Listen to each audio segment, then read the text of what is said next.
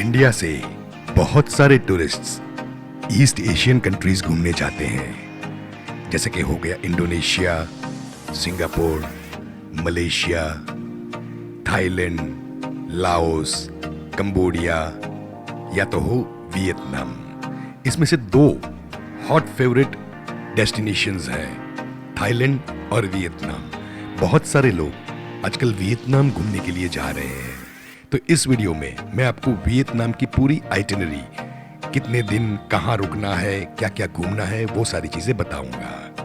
नमस्कार, मैं हूं कमल और मेरे हिसाब से मैं आप सभी का हार्दिक स्वागत है। इस वीडियो में मैं आपको बताऊंगा कि यदि आप वियतनाम घूमने का प्लान कर रहे हैं तो वियतनाम में कौन सी जगह आपको घूमना चाहिए, रुकने के लिए आपके लिए कौन से एरियाज सबसे अच्छे और बेस्ट रहेंगे, और हाँ, मस्ट सी प्लेसेस। यदि आप वियतनाम घूमने जा रहे हैं तो कौन सी जगह को आपको मिस आउट नहीं करना है। तो आइए चलते हैं। वियतनाम वैसे तो बहुत ही बड़ा कंट्री है, पर इसे आप दो तरीके से घूम सकते हैं। या तो नीचे से स्टार्ट करें, यानी साउथ से नॉर्थ की ओर, या तो ऊपर से यानी नॉर्थ से साउथ की ओर। इस वीडियो में मैं आपको नीचे से ऊपर यानी साउथ से नॉर्थ की ओर लेके चलूंगा। इंडिया से आप सीधी हो चिंग मिंग सिटी की फ्लाइट ले सकते हैं।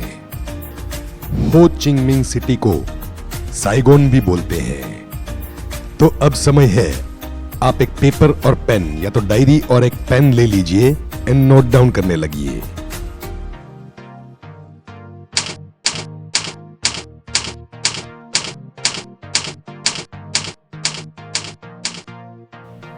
यदि आप हो चिंग मिंग सिटी सुबह जल्दी पहुंच जाते हैं तो होटल में चेक इन करने के बाद Ben Thanh मार्केट के लिए निकलिए और रास्ते में लोकल वियतनामीज कॉफी, जो बहुत फेमस है, उसका मजा उठाइए।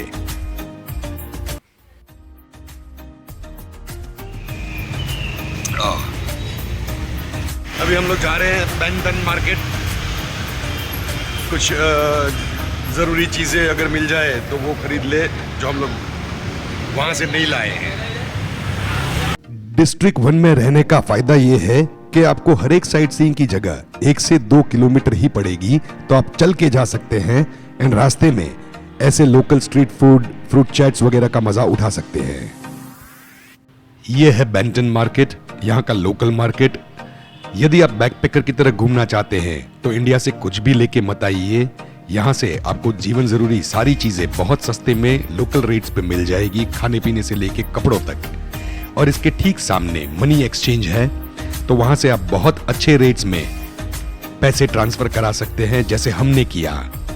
सिर्फ $500 चेंज कराने पे इतने सारे रुपए आए कि हम लोग करोड़पति बन गए। अब पहले दिन ही Ben Thanh मार्केट में शॉपिंग करने के बाद, मनी एक्सचेंज के बाद, आप लोकल साइट सीइंग कर सकते हैं। जैसे ओपेरा हाउस है यहाँ पे।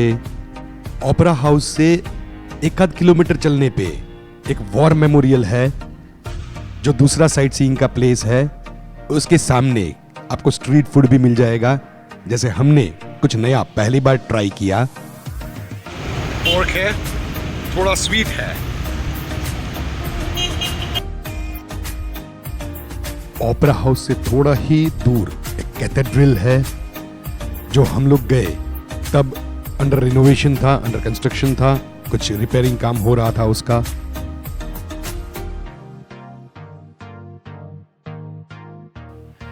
लेट शाम को आप टाइम स्क्वायर टावर्स, जो 2 ऊंची बिल्डिंग्स है ओपेरा हाउस के एग्जिट सामने, वहां पे बहुत बड़ा एक स्क्वायर है, वहां पे पब्लिक इकट्ठी होती है। वहीं पे बाजू में वॉकिंग स्ट्रीट भी है, तो शाम से आप वहां पे टहल के टाइम पास कर सकते हैं। कुछ अच्छी चीजें आपको देखने को मिल जाएगी एंड रात को आप वॉकिंग स्ट्रीट में जाके अपना टाइम निकाल सकते हैं।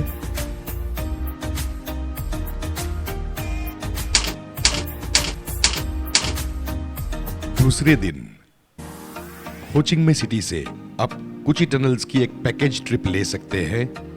कुची टनल्स हो चिंग मिंग सिटी से करीबन 50 किलोमीटर दूर है। यदि जिस दिन आपको जाना है उसके आगे के दिन आप ये पैकेज ट्रिप्स बुक करा सकते हैं। सुबह 8 बजे और करीबन दोपहर को 12-1 बजे बसेस चलती है, वो पैकेज ट्रिप वाली। या तो आप ऐसा भी कर सकते हैं कि बाइक रेंट पे ले सकते हैं और कोची टनल्स बाइक से जा सकते हैं। करीबन 50 किलोमीटर का डिस्टेंस है, पर कोची टनल्स मिस आउट करने जैसा नहीं है। पैकेज ट्रिप्स हाफ डे की चलती है, और यदि आप पूरे दिन की ट्रिप में जाना चाहें तो आप इसमें मेकोंग डेल्टा ऐड कर सकते हैं, जो कि मैं बोलूंगा कि मेकोंग डेल्टा मिस आउट कर दे तो चले ऐसा है, क्योंकि वियतनाम में बहुत सारी ऐसी जगह है जहां पे आपको ऐसी बोट राइड्स वगैरह मिल जाएगी। But Kochi tunnels miss out करने जैसा नहीं है। वर्ल्ड वॉर 2 के टाइम पे, वियतनाम वॉर के टाइम पे, यहाँ पे सोल्जर्स ने जो टनल्स बनाई थी करीबन 250 किलोमीटर लंबी, और उसमें आपको खुद को जाने को भी मिलेगा उनके गाइड्स के साथ। It's a wonderful experience. Kochi tunnels से वापस आने के बाद, शाम को होटल में फ्रेश होने के बाद, आप बासोन रिवर पार्क, बहुत ही अच्छी जगह है शाम बिताने के लिए, या रात को पूरी रात खुला रहता है। तो वहां पे आप रिवर बैंक पे बैठ के सिटी का नजारा देख सकते हैं। It's very beautiful. Ba Son river park.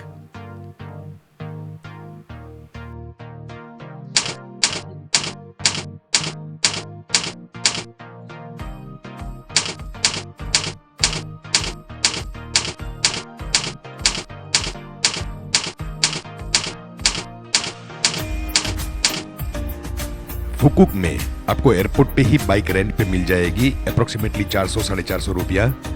और Kien Giang, that's the best area to stay.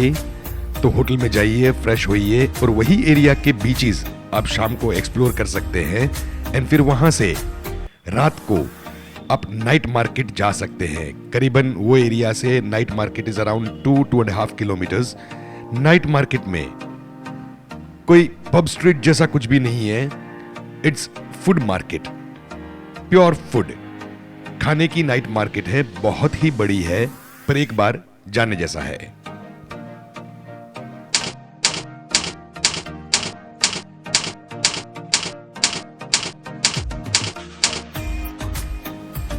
फुकुक का विंड वंडर्स फुल फ्लेजेड एक एम्यूजमेंट पार्क है, जहां पे आप सुबह से लेके शाम तक अपना समय आराम से व्यतीत कर सकते हैं।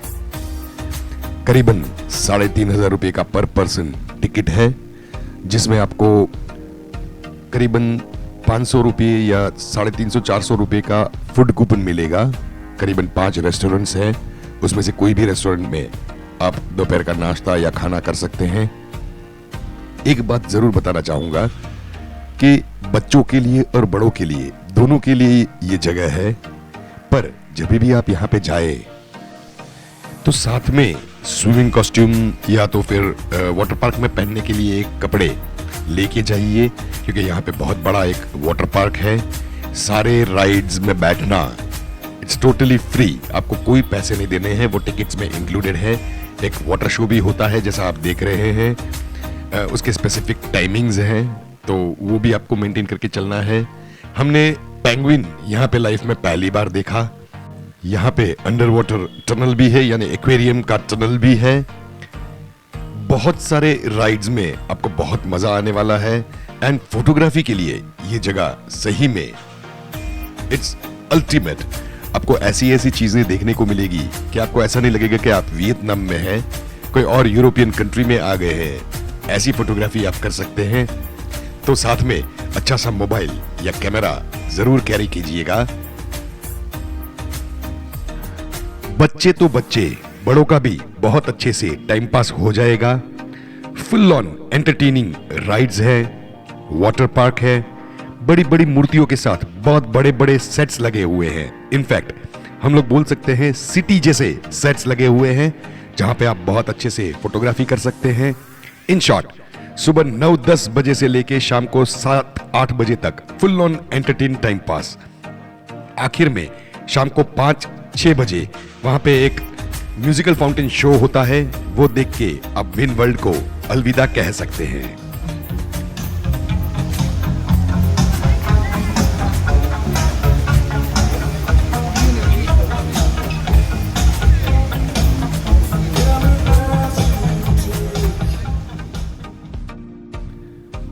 विन वंडर्स के बाहर निकलते ही थोड़ा आगे ग्रैंड वर्ल्ड है, जहां पे जाते ही आपको यह महसूस होगा कि आप इटली के वेनिस सिटी में आ गए हैं।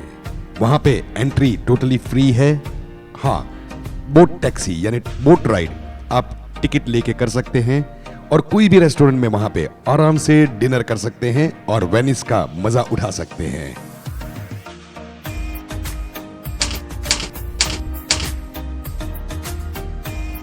पांचवें दिन आप थोड़ा जल्दी उठ के यानी करीबन 6-6:30 बजे आप शुरुआत कर सकते हैं। सिटी सेंटर से ये करीबन 20 किलोमीटर दूर है, पर केबल कार की टिकट जहां से आप लेंगे उससे 2 किलोमीटर पहले से ही आपको ऐसा महसूस होने लगेगा कि हम कोई अलग दुनिया में आ चुके हैं। वहां पे आप टाइम लेके जाइएगा तो थोड़ी फोटोग्राफी रास्ते में भी हो जाएगी और ये कुछ अलग ही सिटी आपको लगेगा।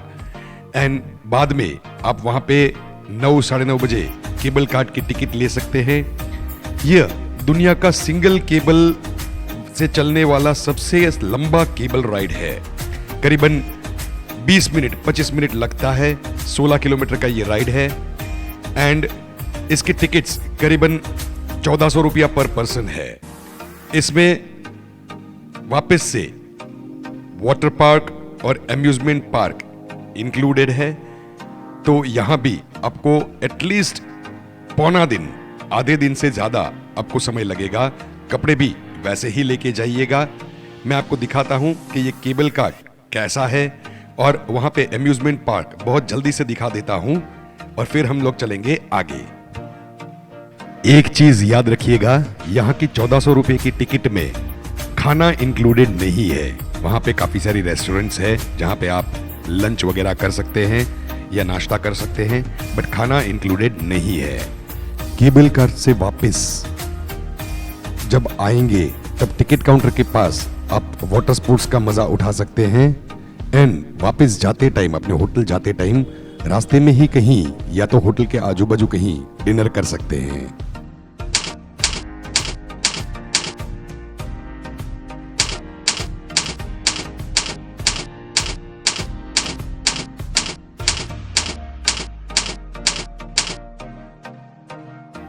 दनांग थोड़ा बड़ा सिटी है तो एयरपोर्ट पे आपको बाइक नहीं मिलेगा। डिस्क्रिप्शन में मैं एक नंबर डाल रहा हूं जो आपको एयरपोर्ट पे बाइक रेंट पे दे के जाएंगे। शाम को पहुंचने के बाद आप दनांग के बीचेस एक्सप्लोर कर सकते हैं। बहुत ही लंबा बीच है दनांग का। दनांग में एक बहुत ही फेमस ड्रैगन ब्रिज है। उस ड्रैगन ब्रिज के पूंछ के पास नीचे एक वॉकिंग स्ट्रीट बना हुआ है, बहुत ही नीट एंड क्लीन एंड बहुत ही सुंदर है। वहां पे बैठ के आप नाश्ता या डिनर वगैरह करके अपना टाइम व्यतीत कर सकते हैं।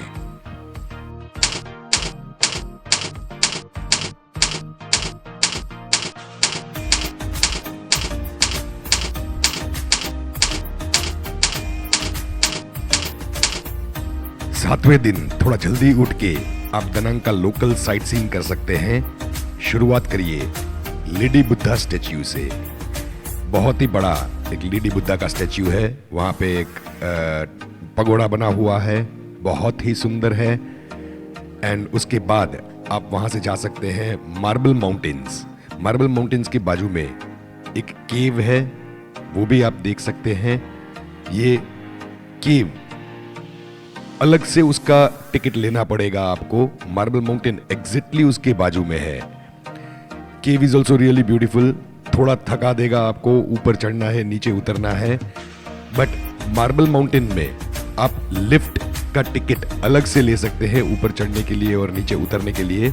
सजेशन ये होगा कि ऊपर चढ़ने का टिकट आप मार्बल माउंटेन में लीजिए, उतरने का टिकट मत लीजिए, क्योंकि आखिरी का जो साइट सीइंग प्लेस है मार्बल माउंटेन में, वहां से आप सीधे नीचे बहुत जल्दी इजीली उतर सकते हैं। हाँ, आपको पैर में या कहीं कुछ प्रॉब्लम है तो आप उतरने का भी टिकट ले सकते हैं। तो ये है marble mountain.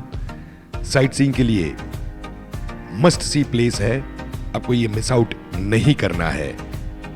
And marble mountain दोपहर तक या थोड़ा लेट दोपहर को आप खत्म कर सकते हैं। एंड वहां से सीधा आप चले जाइए हुइयान। हुइयान जो लालटेन सिटी के नाम से फेमस है, जाते ही पहले वहां पे एक मस्ट डू थिंग है, वो है basket boat ride. Basket boat ride आप पहले कर लीजिए दिन के टाइम पे, मीन्स बिफोर इवनिंग।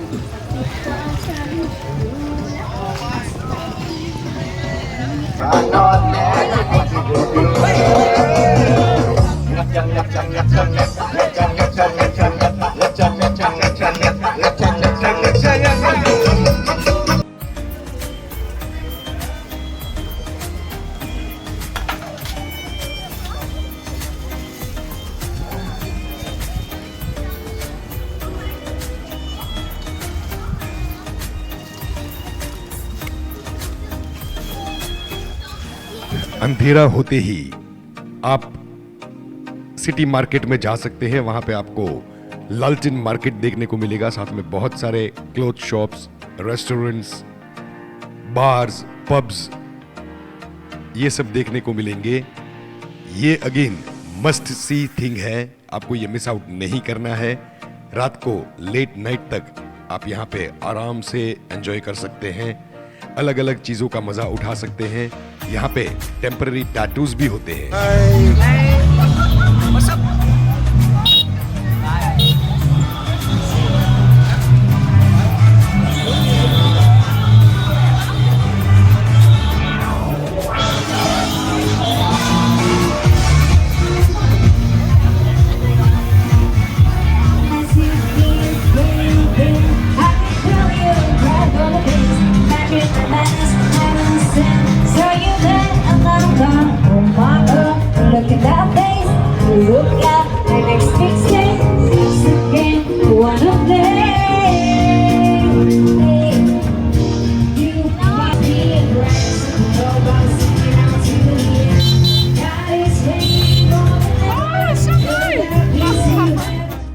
जो लालटेन मार्केट है उसको ओल्ड टाउन मार्केट बोलते हैं, और उसके एक छोर पे ये फेमस जापानीज ब्रिज बना हुआ है, तो वो भी मिस आउट मत करिएगा।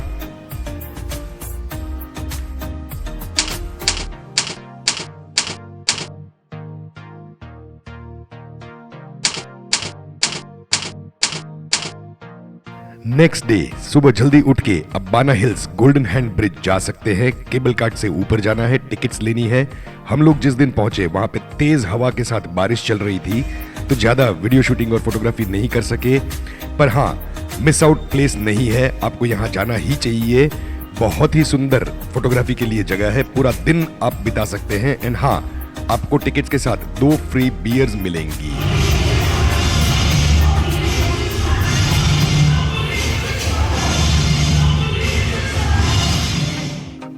बाना हिल्स से वापस आने के बाद आप रात को ठीक 9 बजे ड्रैगन ब्रिज जा सकते हैं।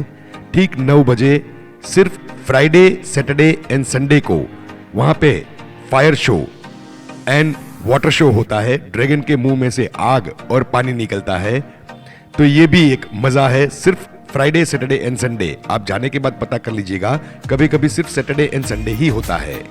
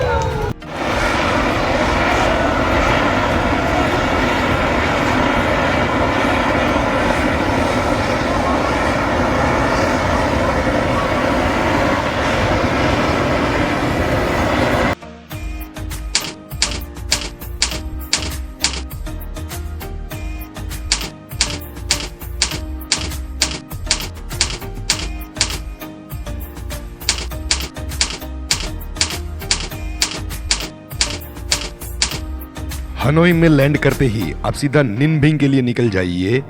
हनोई से निनबिंग करीबन 3 घंटे की राइड है। एंड वहां पहुंचने के बाद आप शाम को गूगल मैप में त्रांग आन 2 डालिए, रास्ते में आपको एक पगोड़ा मिलेगा, बहुत ही सुंदर है, नदी के बीच में है फ्लोटिंग ब्रिज के साथ, वो घूमिए। शाम को त्रांगन 2 की नाइट मार्केट जो अभी आप देख रहे हैं, it's very beautiful, must see place है, उसको मिस आउट मत करिएगा। शाम तक या रात तक आप वहां पे रुक सकते हैं, डिनर विनर लेके आप वापस से अपने होटल जा सकते हैं। बाइक रेंट पे ले लीजिएगा। It is approximately 15 kilometres from Tam Coc.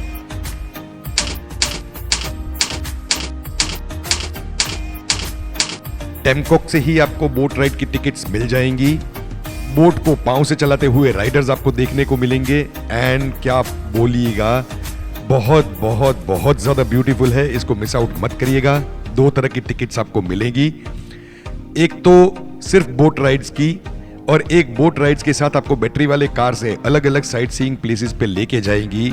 वैसी वाली टिकट तो आप वो दूसरी वाली टिकट ले सकते हैं, लोकल साइट सीइंग भी कर लीजिए उसमें साथ में। हाँ, निनबिंग में हंगमुआ जो हिल टॉप पे है वो, और बाइडिंग पगोड़ा, ये 2 आपको अपने से घूमने जाने पड़ेंगे, इसमें इंक्लूडेड नहीं होंगे, तो उसके लिए आपको 1 दिन और रुकना पड़ेगा। But this experience is also worth. 11वें दिन सुबह जल्दी यदि आपने हलोंग बे में क्रूज राइड बुक किया है तो आप निनबिंग से पिकअप मांग सकते हैं। आप अपने से भी अगर क्रूज राइड बुक नहीं किया है तो हलोंग बे जा सकते हैं, और यदि आपको हलोंग बे नहीं जाना है तो आप वहां से सीधा हनोई जा सकते हैं। अब क्रूज राइड लेना चाहिए या नहीं लेना चाहिए वो मैं आपको अब बताऊंगा। क्रूज बुकिंग आपको ट्रिप के पहले से करानी पड़ेगी, बहुत पहले से करानी पड़ेगी। ये हलोंग बे है, वहां से आपको छोटे से बोट में बिठा के वे लोग आपको क्रूज तक लेके जाएंगे। इसमें करीबन 1 घंटे का टाइम चाहिए होगा। क्रूज में आपका बहुत अच्छा सा वेलकम होगा, डिपेंड्स आप कौन से क्रूज में है, 3 स्टार 4 स्टार या 5 स्टार। हमने 5 स्टार क्रूज लिया था, बहुत अच्छा सा वेलकम हुआ, बहुत ही अच्छी neat and clean 5 star hotel जैसी रेस्टोरेंट्स, एंड बहुत ही अच्छा क्रूज था, बट छोटा है। एंड सबसे बड़ी बात है कि ये बहुत ज्यादा सेल नहीं करता। जहां से आपको लेके जाएंगे थोड़ा आगे जाके वापस से खड़ा कर देंगे, एंड वहां पे कुकिंग क्लासेस होंगे। हमारे क्रूज में जैकुजी भी था, हमने उसका भी मजा लिया, रूम में बाथ टब भी था। पर ये सारी चीजें हलोंग बे में बहुत सस्ते में आपको 5 स्टार होटल में मिल जाएंगी। तो ये एक 5 स्टार होटल में रहने जैसा है, और उसके लिए हम लोग 30-35 हजार रुपये देते हैं। उससे अच्छा है हलोंग बे में यदि आप अगर रुकेंगे तो आपको 3-4 हजार रुपये में या 5 हजार रुपये में ऐसी फैसिलिटीज मिल जाएंगी। ये क्रूज सेल नहीं करता बहुत, इसलिए मजा नहीं आता इतना। हाँ ठीक है, एक एक्सपीरियंस के लिए यदि आप जाना चाहें और इतने पैसे बिगाड़ना चाहे तो आप जा सकते हैं, वरना डे सिर्फ 1 दिन का क्रूज भी होता है, सुबह से लेके शाम तक, उसमें भी आप जा सकते हैं, वो थोड़ा सस्ता होता है।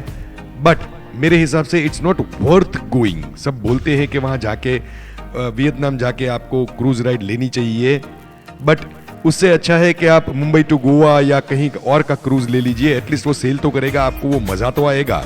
यहाँ पे वो वाली फील आपको नहीं आएगी। ये मेरा खुद का एक्सपीरियंस है, मेरे हिसाब से आपको नहीं जाना चाहिए। फिर यदि आप जाना चाहे तो you can have that experience.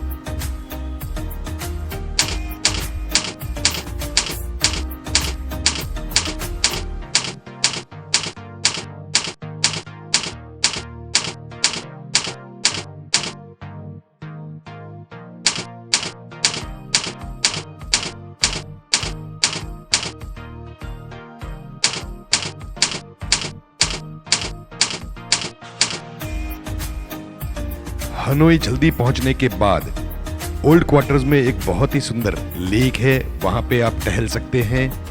Old quarter का मार्केट भी बहुत अच्छा है, वहां पे भी आप घूम सकते हैं। एंड ट्रेन का टाइमिंग पता करके आप ट्रेन स्ट्रीट चले जाइए, जहां पे वर्किंग एरिया में से ट्रेन बहुत ही बाजू में से निकलता है। वहां पे आप कुछ चीज ऑर्डर करके, कॉफी या कुछ खाना ऑर्डर करके वहां पे बैठ सकते हैं।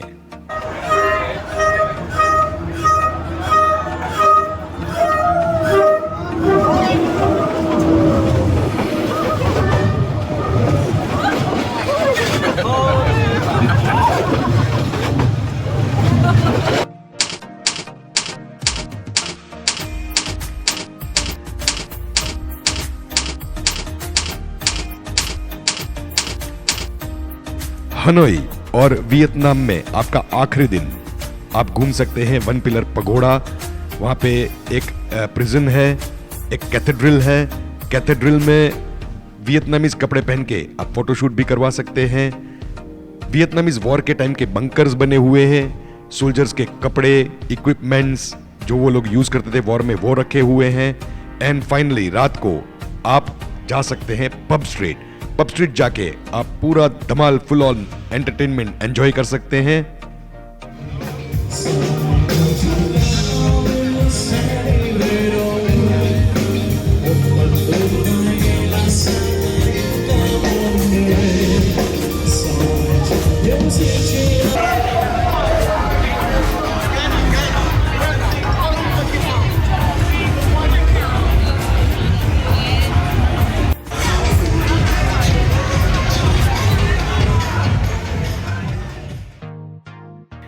यदि आपके पास और दिन है वियतनाम में तो आप दलात मिस मत करिए।